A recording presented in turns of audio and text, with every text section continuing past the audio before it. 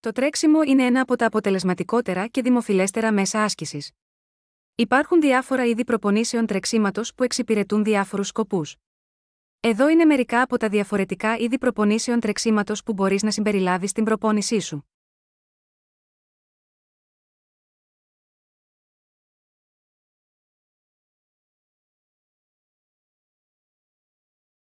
Αυτή η προπόνηση είναι σχεδιασμένη για ανάκαμψη και βασική αερόβια άσκηση.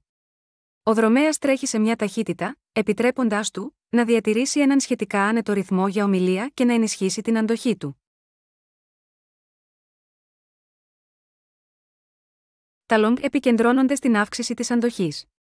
Ο δρομέας καλείται να καλύψει περισσότερα χιλιόμετρα στην προπόνηση, βοηθώντας το σώμα να προετοιμαστεί για αγώνες μεγαλύτερων αποστάσεων.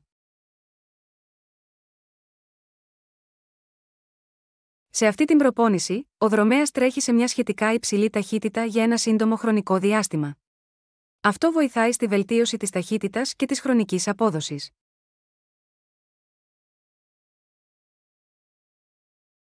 Οι προπονήσεις αυτού του είδους επικεντρώνονται στην αύξηση της μέγιστης ποσότητας οξυγόνου που μπορεί να αφομοιώσει το σώμα.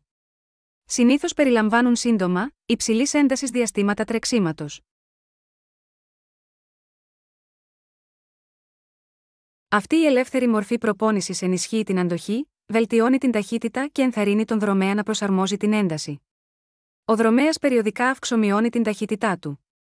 Κατά τη διάρκεια των περιόδων υψηλής έντασης, ο δρομέας τρέχει πιο γρήγορα για σύντομα διαστήματα, ενώ στις περιόδους ανάκαμψης, επιλέγει να τρέξει σε χαλαρή ταχύτητα.